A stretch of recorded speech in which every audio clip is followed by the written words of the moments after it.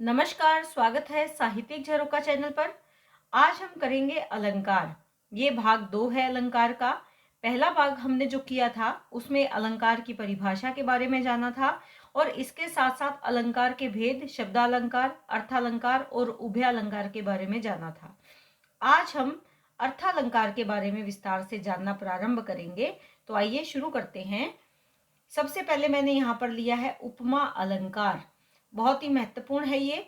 उपमा अलंकार की परिभाषा को अगर देखें तो जब एक व्यक्ति या वस्तु की अन्य व्यक्ति या वस्तु के रूप से, गुण से, दशा से या विशेषताओं के आधार पर समानता बताई जाए, वहां पर क्या होगा? उपमा अलंकार होगा।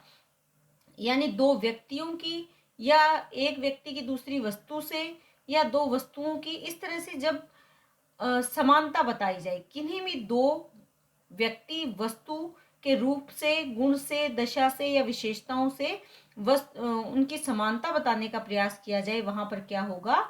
उपमा अलंकार होगा। इसके 4 अंग होते हैं। सबसे पहले होता है उपमेय, उपमान, वाचक और धर्म। उपमेय होता है जिसका वर्णन किया जाता है, जैसे चांद के समान सुंदर मुख। तो यहाँ पर वर्णन किसका किया जा रहा है? मुख का वर्णन किया जा रहा है। मुख कैसा है? चांद के समान सुंदर है। तो यहाँ पर उपमान क्या हुआ? जिसके साथ समानता बताई जाए, समानता की जाए। समानता मुख की किसके साथ की जा रही है? चांद के साथ। तो उपमान क्या है? चांद। मुख क्या है? उपमेय। उपमान क्या है? चांद। वाचक क्या होते हैं? समानता प्रकट करने वाले शब्द वाचक कहलाते हैं, जैसे सा, सी, सरिस, सम और समान। जहां पर ये शब्द आते हैं वहां पर उपमा अलंकार होता है। तो हमारी इस पंक्ति में वाचक शब्द क्या है? समान। उसके बाद है धर्म। चौथा अंग क्या है? धर्म। उपमेय और उपमान के जिस गुण का, वर्ण का या क्रिया की तुलना की जाती है, तो यहाँ पर चांद की और मुख की किससे तुलना की गई है? सुंदरता से। तो सुंदरता क्या है? धर्म है। यानी चारों अंग इसमें है। इसमें उपमेय भी है, उपमान भी है, वाचक शब्द भी है और इसके साथ यहाँ पर धर्म भी है। तो ये क्या हो गया? उपमा अलंकार। इन चारों अंगों का हमें ध्यान रखना होता है। इसी आधार पर, इसके अंगों के वर्णन के आधार पर उपमा अलंकार के मुख्य तौर पर 2 भेद किए जाते हैं। आइए जानते हैं। सबसे पहला जो अलंकार का, उपमा अलंकार का भेद है, वो है पूर्णोपमा अलंकार। नाम से स्पष्ट है, पूर्ण उपमा। पूर्ण उपमा से अभिप्राय क्या है? कि जहां पर उपमेय, उपमान, वाचक और धर्म चारों अंग हो, वहां पर पूर्णोपमा अलंकार होता है। जैसे मोम सा तन घुल चुका है अब, दीप सा मन जल चुका अब। यहाँ पर मोम क्या है? मोम सा तन। मोम और तन की समानता कौन बता रहा है? सा, वाचक। इनकी समानता क्या है? घुलना। यानी धर्म क्या है? घुलना। दीप सा मन, यहाँ पर सा क्या आ गया? वाचक आ गया। मन, मन क्या है यहाँ पर? उपमेय। और उपमान क्या है? दीप। यहाँ पर मन क्या, जो तन है वो भी उपमेय है और मोम क्या है? उपमान। यहाँ पर जो इनका धर्म है वो क्या है? जलना, यानी जल चुका। तो यहाँ आपको ध्यान में क्या रखना है कि यहाँ चारों अंग हैं। यहाँ पर अगर हम ध्यान से देखें तो ये क्या है? उपमेय और उपमान, ये वाचक है और ये धर्म है। इसी प्रकार इस पंक्ति में भी ये उपमेय है, ये उपमान है, ये वाचक है और ये धर्म है। यानी चारों अंग हैं उपमा अलंकार के। तो ये कौन सा अलंकार हुआ? पूर्णोपमा अलंकार। दूसरा उदाहरण देखते हैं। नील गगन सा शांत हृदय था हो रहा। नील, नील गगन यानी नीला आसमान। सा यहाँ क्या है? वाचक। शांत, शांत क्या है? धर्म। और यहाँ पर उपमेय क्या होगा? उपमेय यहाँ पर क्या है? हृदय। तो चारों अंग इसके पूर्ण हो गए। ये हृदय क्या है? उपमेय। उपमेय। और नील गगन क्या है? उपमान। तो ये क्या हो गए? चारों अंग हमें यहाँ पर मिल रहे हैं, तो ये क्या हो गया? पूर्णोपमा अलंकार। उम्मीद करती हूँ ये आप समझ रहे हो। पूर्ण उपमा यानी जिसमें उपमा अलंकार के चारों अंग विद्यमान हो, वो क्या होता है? पूर्णोपमा अलंकार होता है। आइए दूसरे भेद के बारे में जानते हैं। दूसरा है भेद लुप्तोपमा अलंकार, यानी उपमा का कोई एक अंग या एक से अधिक अंग जहां लुप्त हो जाए। परिभाषा को जानते हैं। उपमा के चारों अंगों में से जहां एक अथवा दो अंग लुप्त हो जाए, वहां पर क्या होता है? लुप्तोपमा अलंकार होता है। उदाहरण के माध्यम से जानते हैं। हीरे सा हृदय तुम्हारा। देखिए, हीरे सा हृदय, यहाँ पर हमें क्या मिल रहा है? उपमेय मिल रहा है। उपमेय, ये क्या हो गया? वाचक। और हीरा क्या है? उपमान। लेकिन यहाँ पर क्या नहीं है? धर्म नहीं है। हीरे सा चमकीला, चमकीला, पारदर्शी, क्या चीज बताना चाहता है? हीरा सा, हीरे सा तो कठोर भी हो सकता है। कठोर यानी किसके बारे में बताना चाहते हैं? क्या बताना चाहते हैं? चाहे चमक के बारे में बताए, पारदर्शिता के बारे में बताए, या हीरा कैसा है, कठोर के बारे में बताए। हीरा बहुमूल्य भी होता है। यानी हृदय, क्या खासियत है दोनों में, ये हमें पता नहीं चल पा रहा है यहाँ पर कि हृदय कैसा है। हीरे के समान कठोर है, हीरे के समान मूल्यवान है, चमकीला है, ये हमें नहीं पता चल रहा। तो यहाँ पर यानी धर्म नहीं है। तो ये क्या होगा? ये लुप्तोपमा अलंकार होगा। इसके बाद दूसरा अलंकार है रूपक अलंकार। रूपक अलंकार की परिभाषा जानते हैं। जहां समानता के कारण उपमेय और उपमान का आरोप किया जाता है, वहां क्या होगा? रूपक अलंकार होगा। यानी यहाँ पर आरोप किया जाता है, उस पर आरोपित कर दिया जाता है। उपमा हमने जो किया था, वहां तो हमने केवल समानता की बात की थी, लेकिन यहाँ पर उसका आरोप कर दिया जाता है। आइए इसके बारे में जानते हैं। चरण कमल बंदो हरिराई। यहाँ पर क्या है? जो चरण हैं वो क्या है? उपमेय है। उपमेय पर उपमान का, उपमेय पर उपमान का ध्यान क्या हमें रखना है? तो यहाँ उपमेय क्या है? उपमेय है चरण। ये क्या है? उपमेय। कमल यहाँ पर क्या है? उपमान। बंदो हरिराई, कि जो हरि हैं उनके चरण कैसे हैं? कमल के समान हैं। तो यहाँ पर उपमेय क्या है? चरण। उपमान क्या है? कमल। चरण कमल बंदो हरि राई, जो हरि हैं उनके चरण कैसे हैं? कमल के समान हैं। या दोनों में यूं कहें कि कोई भेद नहीं है। चरण क्या है? कमल हैं। तो यहाँ पर दोनों में कोई भेद नहीं है। किसका? समानता का। दोनों बिल्कुल एक ही है, कुछ अलग अलग नहीं किया जा सकता। जैसे यहाँ पर क्या दिया है? चरण क्या है? कमल ही हैं, यानी आरोपित कर दिया गया है।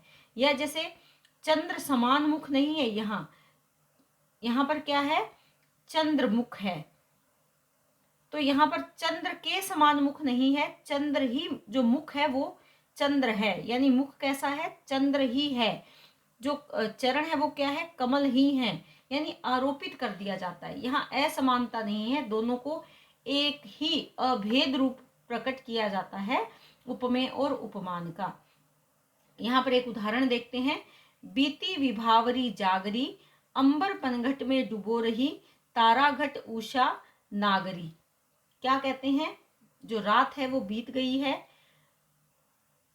अंबर पनघट में डुबो रही है, तारा घट, तारों का जो घड़ा है, उषा नागरी, जो सुबह प्रातः रूपी जो नायिका है वो क्या कर रही हैं?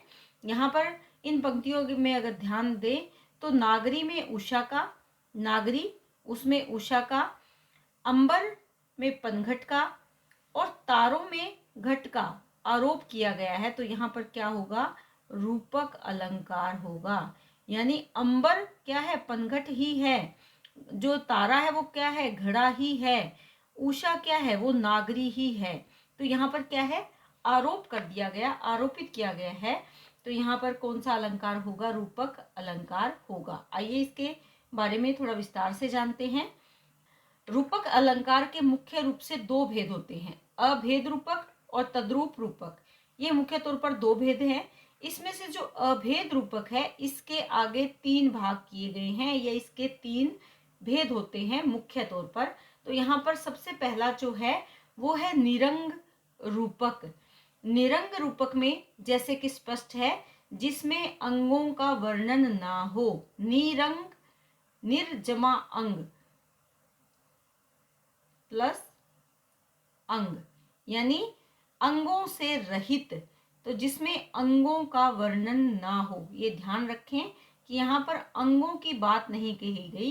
अंग यहाँ पर कैसे हैं, जैसे उपमेय और उपमान का अभेद आरोपित किया जाए और उसके अंगों की चर्चा नहीं होती, तब उसे क्या कहते हैं, उसे निरंग रूपक कहा गया है या कहलाता है। इसमें रूपक एक ही बार आता है, वहां पर क्या होता है, निरंग रूपक। अब रूपक एक बार कैसे आता है वो मैं आपको समझाने का प्रयास करती हूं। देखिए यहाँ पर उदाहरण है कि बंद नहीं अब भी चलते हैं नियति नटी के कार्यकलाप। देखिए यहाँ पर नियति और नटी, नियति यहाँ पर और नटी यहाँ पर दोनों में अगर हम ध्यान से देखें तो केवल एक ही बार रूपक अलंकार का जो नियति है उसे नटी कहा है। एक ही बार। नटी क्या होती है, रंगमंच पर नाट्य करने वाली, अभिनय करने वाली। नियति को क्या कहा है, नटी कहा है। तो यहाँ पर अगर हम देखें तो केवल एक बार रूपक अलंकार का प्रयोग किया गया है, रूपक का प्रयोग किया गया है। बंद नहीं अब भी चलते हैं, यानी बंद नहीं है अब भी चल रहे हैं। किसके, नियति जो नटी है, जो नायिका है, उसके कार्यकलाप अभी भी चल रहे हैं। कौन है वो नायिका, नियति। तो यहाँ पर एक ही बार रूपक का प्रयोग किया गया, इसीलिए क्या है, बाकी अंग इसके नहीं आए हैं। तो यहाँ क्या होगा, निरंग रूपक अलंकार होगा। दूसरा हम देखते हैं सांग रूपक अलंकार। देखिए सा अंग, सांग यानी सभी अंग, जिसमें उपमेय में अंगों सहित उपमान का आरोप किया जाता है, वहां क्या होता है, सांग रूपक अलंकार होता है। यानी हमें इसमें क्या ध्यान रखना है, उपमेय में अंगों सहित उपमान का आरोप किया जाता है, यानी सभी अंग इसमें विद्यमान रहते हैं। जैसे उदाहरण है, बीती विभावरी जागरी, अंबर पनघट में डुबो रही तारा घट उषा नागरी। देखिए रात बीत चुकी है, बीती विभावरी जागरी, अंबर पनघट में डुबो रही तारा घट उषा नागरी। देखिए यहाँ पर अंग कौन कौन से आ रहे हैं, इसमें लगभग 3 बार अंबर और पनघट, तारा और घट, उषा नागरी। जो पनघट है वो यहाँ पर क्या है, उपमेय है, उपमान क्या है, अंबर है। यहाँ पर जो घट है वो क्या है, उपमेय है, उपमान क्या है, तारा है। यहाँ पर नागरी, नागरी कौन है, उपमेय है, उपमान क्या है, उषा है। तो यहाँ पर जो पनघट और अंबर, तारा और घट, उषा और नागरी, इनको आपस में क्या किया गया है, आरोप किया गया है।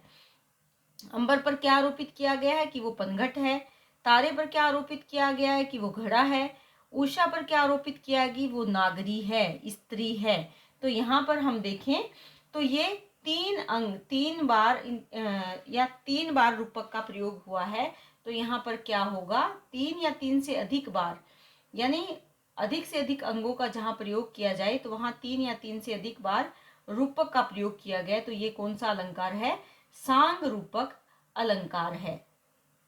तीसरा अभेद रूपक का जो भेद है वो है परंपरित रूपक। परंपरित रूपक का मतलब होता है जो परंपरा से चला आ रहा है, जो सिलसिला परंपरित रूप से चला आ रहा है, उसे कहते हैं परंपरित रूपक। यहाँ पर एक रूपक दूसरे रूपक पर आश्रित रहता है, यानी पहला जो रूपक है दूसरा रूपक उस पर आश्रित रहता है। आइए उदाहरणों से जानते हैं। देखिए जो पहला उदाहरण है वो क्या कहता है, सखी नील, यहाँ पर नील है, सखी नील नभसर में उतरा यह हंस आहा तरता तरता। देखिए सखी संबोधित करिए नील नभसर, सर यानी तालाब। कैसा है, जो नीला आकाश है वो कैसा है, तालाब है, उसमें उतरा कौन है, हंस, आहा तरता तरता। देखिए जहां पर तालाब की बात आएगी वहां हंस आएगा। तो ये दोनों क्या है, एक दूसरे पर आश्रित है, एक दूसरे से जुड़े हुए हैं। तालाब यानी हंस एक दूसरे से जुड़े हुए हैं। नीला, नीला क्या होता है, नभ कैसा लग रहा है, तालाब के समान।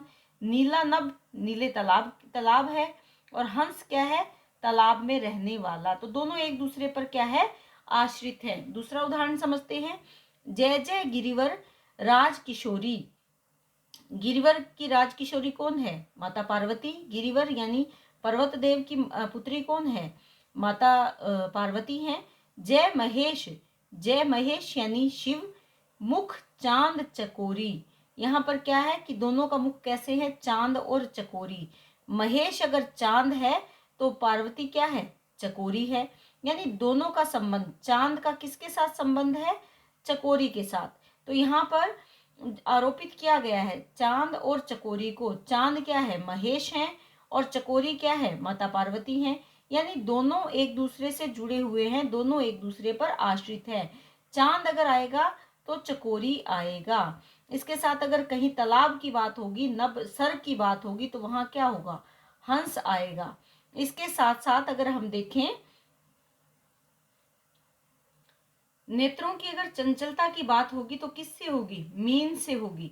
तो इस तरह अगर हम देखें तो ये परंपरित रूप से चले आ रहे अलंकार हैं या रूपक हैं।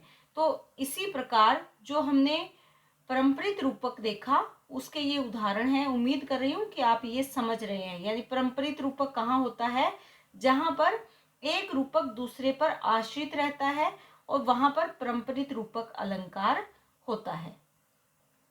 आज के वीडियो में हमने दो अलंकार किए, उपमा और रूपक अलंकार। उम्मीद कर रही हूँ कि मैंने जो समझाने का प्रयास किया है ये आपको समझ में आ रहा है।